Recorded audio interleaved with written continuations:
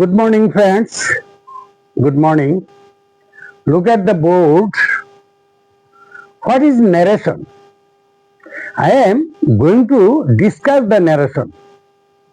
ঠিক আছে, দেখো, আমাদের মুখের কথাই পরিভাষায় ন্যারেশন বা স্পিচ নামে পরিচিত।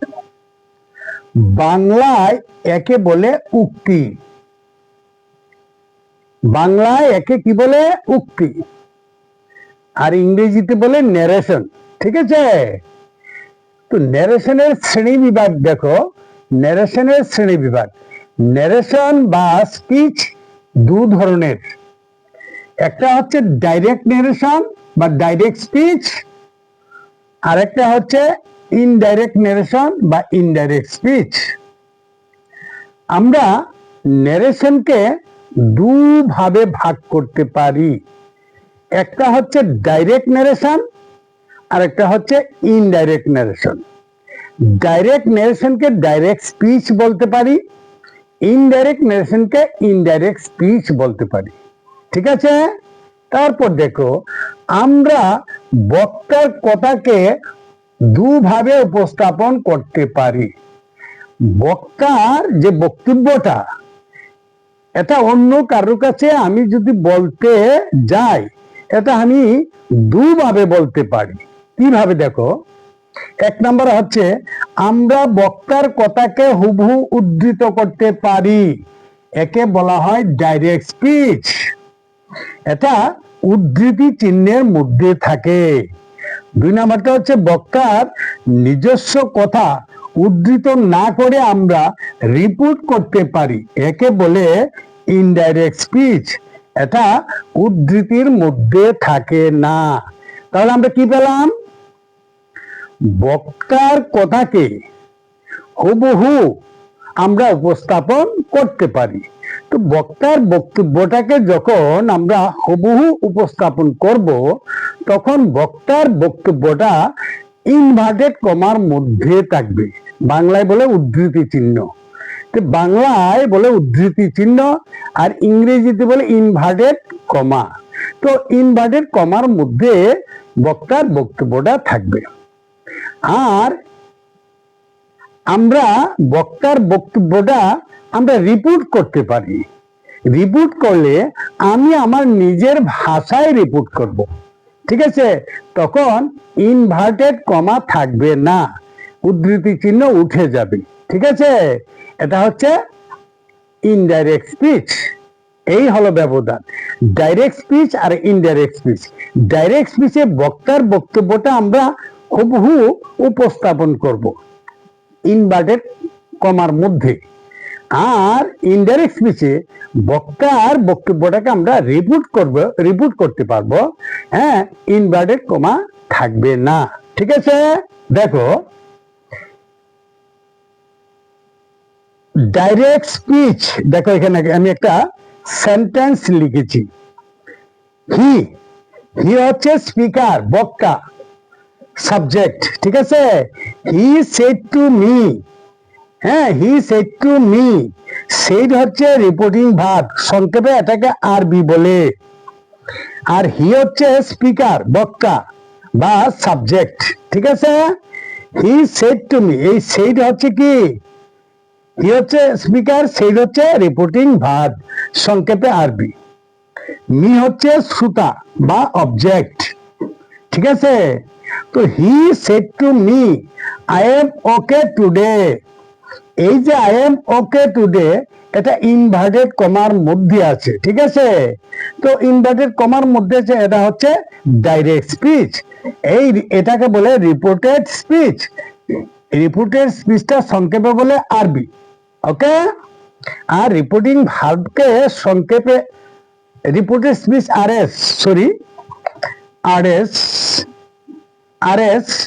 রিপোর্টেড স্পিচ কে বলে আরএস, আর এরা হচ্ছে রিপোর্টিং ভার্ব আরবি। ওকে, তারপরে দেখো, এটাকে আমি এখন ইনডাইরেক্ট ন্যারেশনে কিভাবে রূপান্তরিত করি। দেখো, he said to me, indirect করি, indirect he he said to me, এখানে মেয়ের মধ্যে কমা আছে, কমাটা আর এখানে থাকবে না, একটা লিঙ্কার হিসেবে দ্যাট বলবে। He said to me that, আইডা পরিবর্তন হয়ে যাবে। আইডা কে? দেখো এখানে লক্ষ্য করে ভালো করে, হি সেড টু মি, সে আমাকে বলল।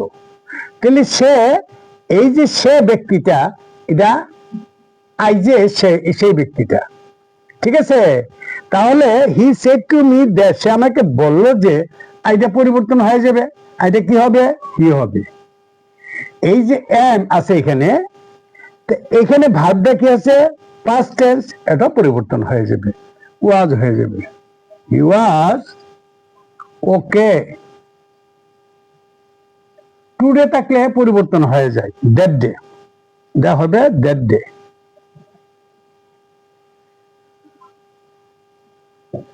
ঠিক আছে? দ্যাট ডে হয়ে গেছে। হি said to me that he was okay that day. Today থাকলে দ্যাট ডে হবে। আর রিপোর্টিং ভার্বটা যদি ফার্স্ট টেন্স থাকে, তাহলে রিপোর্টেড স্পিচের যে ভার্বটা, এটা অপরিবর্তন হয়ে যাবে, ফার্স্ট টেন্স হয়ে যাবে। ওকে? তারপরে দেখো,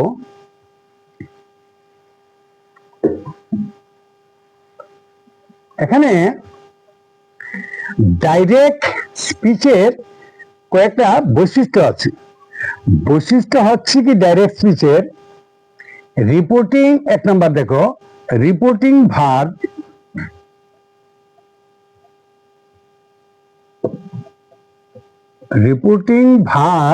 এর পর কি বসবে? কমা বসবে।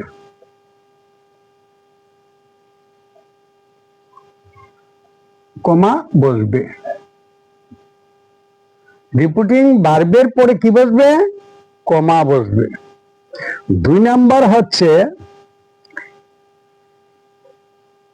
ইনভার্টেড কমার ভিতরে যে রিপোর্টেড স্পিচটা থাকবে, রিপোর্টেড স্পিচের প্রথম লেটারটি ক্যাপিটাল লেটার হবে। রিপোর্টেড স্পিচের প্রথম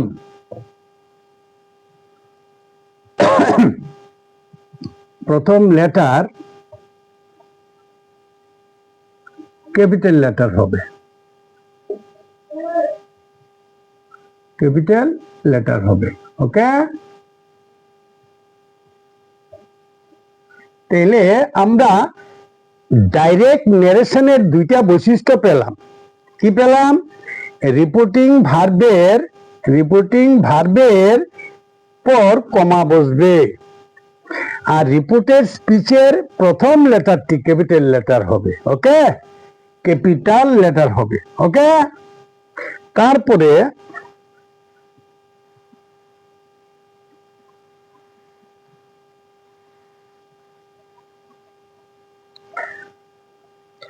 ইনডাইরেক্ট স্পিচেরও বৈশিষ্ট্য আছে।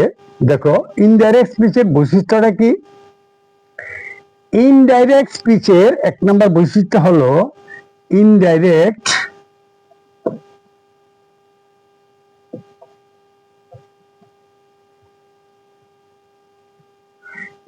স্পিচের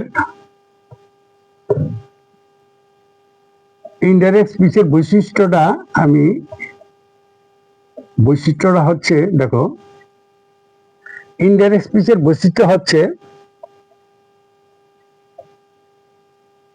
কি? ইনভার্টেড কমা থাকবে না, উদ্ধৃতি চিহ্ন থাকবে না। উদ্ধৃতি চিহ্ন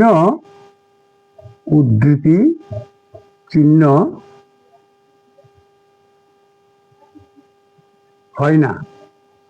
উদ্ধৃতি চিহ্ন হয় না, থাকবে না, হয় না, উদ্ধৃতি চিহ্ন হয় না। এই যে ইনভার্টেড কমা, এটা দেখো উদ্ধৃতি চিহ্ন, এই চিহ্নটা হয় না। ইনডাইরেক্ট স্পিচের মধ্যে এই চিহ্নটা হয় না। ঠিক আছে? আর 2 নম্বর বৈশিষ্ট্য হচ্ছে ইনডাইরেক্ট স্পিচে দুই নাম্বার বৈশিষ্ট্যটা হচ্ছে ইনডাইরেক্ট স্পিচে মানে বিবৃতিমূলক বাক্যে পরিণত হয়। বিবৃতিমূলক, সব বাক্যই বিবৃতিমূলক বাক্যে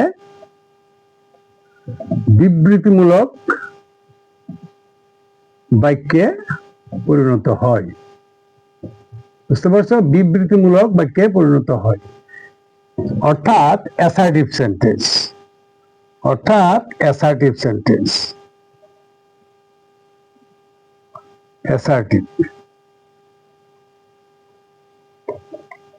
অ্যাসার্টিভ সেন্টেন্সে রূপান্তরিত হয়। ঠিক আছে? ইনডাইরেক্ট স্পিচের বৈশিষ্ট্য হচ্ছে উদ্ধৃতি চিহ্ন হয় না, বিবৃতিমূলক বাক্যে পরিণত হয়। যে কোনো সেন্টেন্স এটা বিবৃতি, ইন্টারোগেটিভ সেন্টেন্স যদি থাকে এটাও অ্যাসার্টিভ সেন্টেন্সে রূপান্তরিত হবে। ওকে, দেখো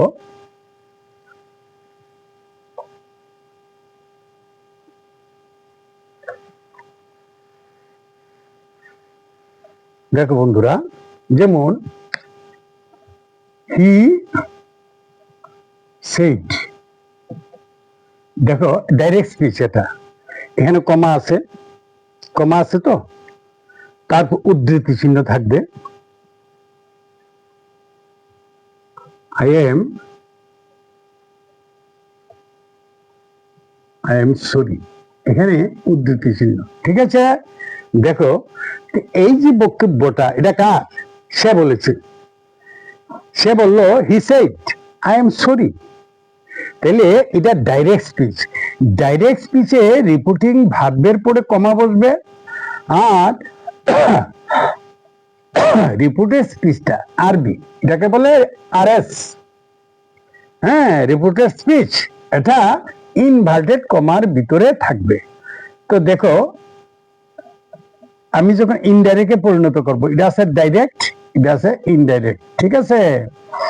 হি সেড, লিঙ্কার হিসেবে দ্যাট, হি সেড দ্যাট, আইটা পরিবর্তন হয়ে যায়, এটাকে সে, তাহলে হি। আমরা কি এখানে ফার্স্ট টেন্স আছে সেই ভার্বটা, এটা হয়েছিল ওয়াজ, হি ওয়াজ সরি। ইনভার্টেড কমা উঠে গেল। ওকে, এখন আমি যদি এখানে হি না লেখে সি লিখতাম বা সুমা লিখতাম, তাইলে কি হতো? Suma said I am sorry. তাহলে এখানে দেখো পরিবর্তনটা, সুমা সেড দ্যাট, এখানে কি হতো? এখানে she was sorry. Suma said I am sorry. তাহলে এই আইটা কে? আইটা সুমা। ওকে, তো Suma said that she was sorry. Okay, তারপরে আরেকটা সেন্টেন্স দেখো, বুঝলে একদম ইজি। হ্যাঁ, যেমন I said to the girl, I said to comma, direct speech, এখানে কমা থাকবে।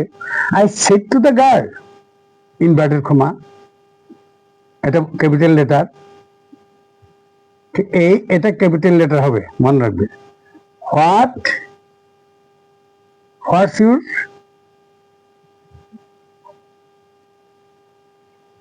নেম, মানে your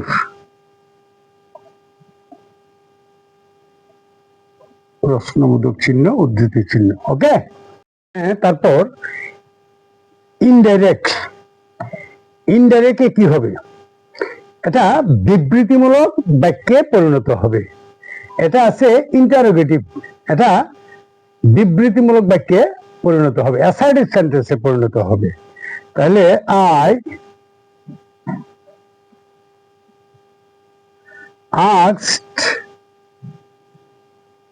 asked the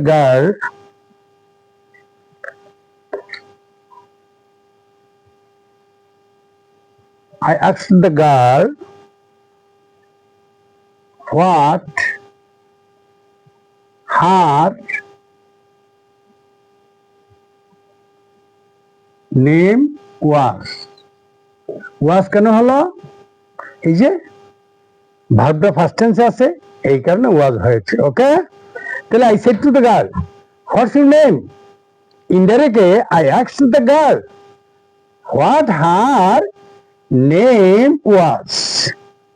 what her name was. Okay, ঠিক আছে বন্ধুরা, আজকের এই ক্লাসটা তোমাদের কাছে যদি ভালো লেগে থাকে, লাইক শেয়ার কমেন্ট করে পাশে থাকার অনুরোধ রইল। Thank you so much everyone.